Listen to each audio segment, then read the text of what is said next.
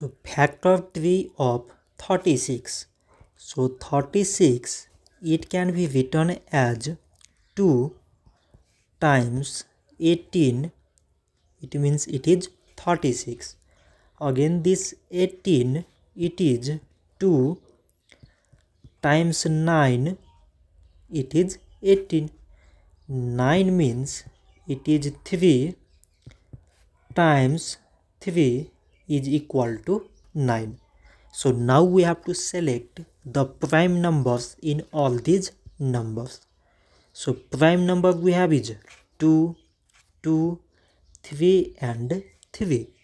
So we can write 36 is equals to product of all these prime numbers, that is 2 times 2 times 3 times 3.